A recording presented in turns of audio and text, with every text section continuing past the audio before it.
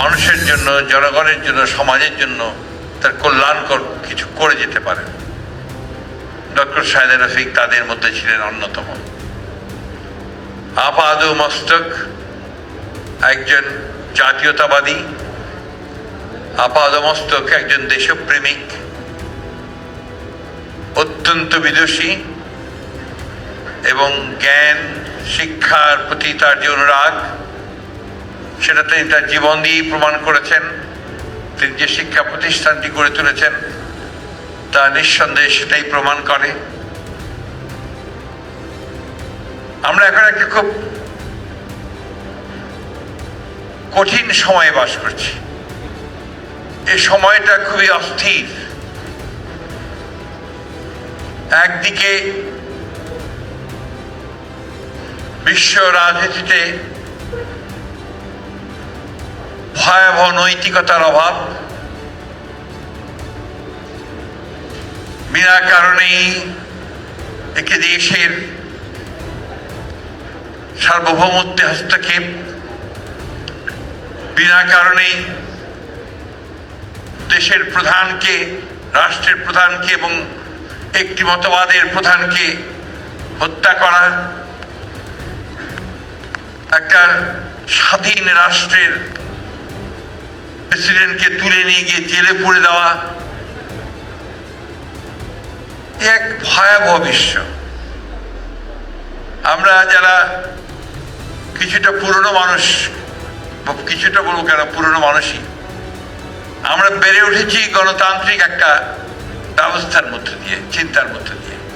আমাদের ধ্যান ধারণা চিন্তা ভাবনার মধ্যে সবসময় গণতান্ত্রিক চিন্তা ভাবনাই আছে। আমরা মানবিক মূল্যবোধে বিশ্বাস করি, আমরা মানবতায় বিশ্বাস করি, আমরা গণতন্ত্রে বিশ্বাস করি, আমরা প্রতিটি রাষ্ট্রের স্বাধীনতাতে বিশ্বাস করি। এই মানুষগুলো আমরা এখন অত্যন্ত কষ্টে আছি। চতুর্দিককার অবস্থা দেখে আমরা কেমন যেন হতাশ হয়ে পড়ছি। বাংলাদেশও ঠিক একইভাবে অস্থিরতার মধ্য দিয়ে আমরা এগিয়ে চলেছি।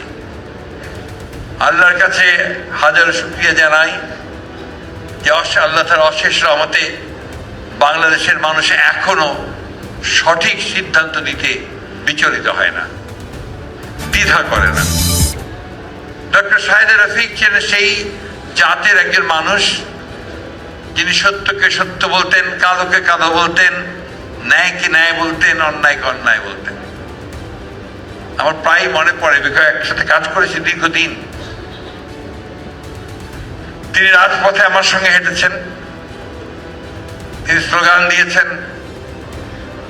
তিনি কিছুক্ষণ আগে আমাদের ব্যারিস্টার সাহেব বললেন যে মামলাও হয়েছে তার বিরুদ্ধে অসংখ্য, কিন্তু সবগুলোকে মোকাবেলা করে, সেই চ্যালেঞ্জকে মোকাবেলা করে তিনি কিন্তু সামনের দিকে এগিয়ে গেছেন।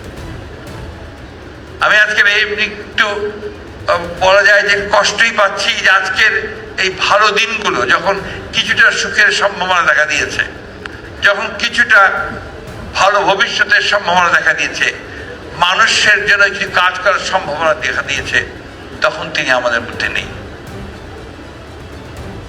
ব্যারিস্টার রফিকুল ইসলাম মিয়া সাহেব আমাদের সিনিয়র কালিগ, স্ট্যান্ডিং কমিটির মেম্বার ছিলেন দীর্ঘকাল, মন্ত্রী ছিলেন, বিএনপির একজন অত্যন্ত শক্তিশালী নেতা।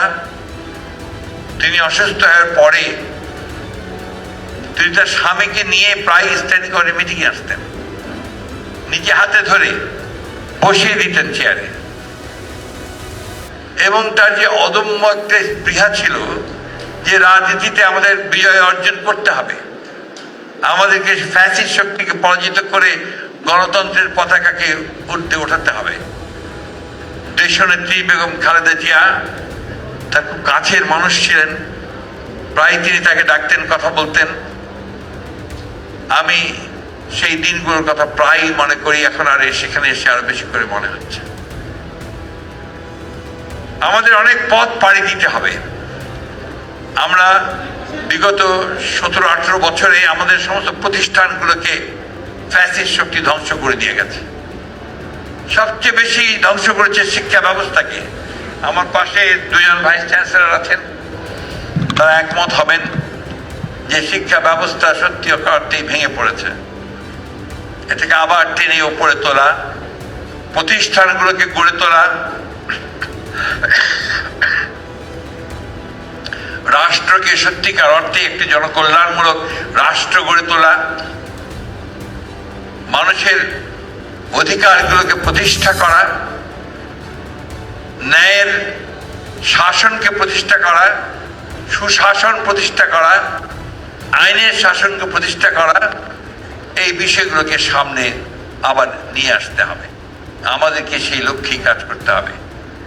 ডক্টর সাইদা রফিকের প্রতি আমরা তখনই সম্মান দেখাতে পারবো যখন তার যে আকাঙ্ক্ষা ছিল, যে ইচ্ছা ছিল, তিনি যে কাজগুলো করতে চেয়েছিলেন, যদি তা আমরা পূরণ করতে পারি। আমি তার সন্তানকে ধন্যবাদ জানাতে চাই যে তার সন্তান সেই ডক্টর শাহ মোহাম্মদ শাহপুর রফিক, তিনি চেষ্টা করছেন এই প্রতিষ্ঠানটিকে প্রতিষ্ঠিত করবার। আমি আজকে তাকে এটুকু বলতে পারি এবং আপনাদেরও বলতে পারি, আমাদের পক্ষে যা কিছু আইনের মধ্যে সম্ভব তাকে সাহায্য করা, প্রতিষ্ঠানকে সাহায্য করা, আমরা অবশ্যই তা করবো। এটা আমাদের দায়িত্ব বলে আমরা মনে করি। আমি বক্তব্য বাড়াবো না এই জন্যই যে আমি নিজেই অসুস্থ।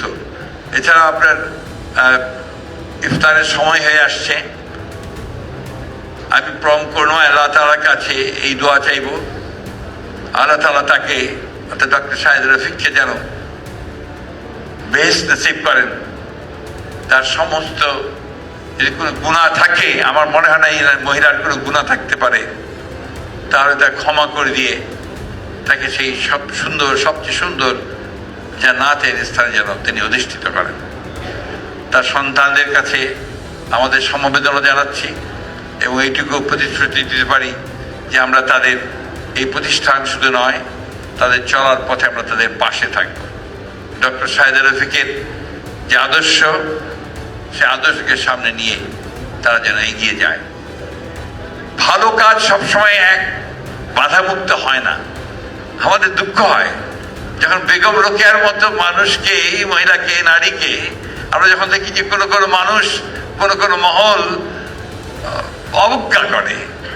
আমি সেই কথাটা বলতে চাই না যে কি বলেছে, এটা আমাদের দীনতা, আমরা যে কত দিন তার প্রমাণ করে। আমরা মাথা উঁচু করে বলতে চাই যে ডক্টর সাইদা রফিক ছিলেন আমাদের বেগম রোকেয়ারই একজন পাশের মানুষ, যিনি সংখ্যাকে এগিয়ে নেওয়ার চেষ্টা করেন। আমরা গৌরব বোধ করি তার জন্য এবং আবারও আল্লাহ তাআলার কাছে এই দোয়া চাই যে আল্লাহ তাআলা তাকে যেন বেহেশত নসিব করেন। আপনাদের সকলকে আমার কথা বলবার সুযোগ দেওয়ার জন্য আন্তরিকভাবে ধন্যবাদ এবং কৃতজ্ঞতা। আসসালামু আলাইকুম।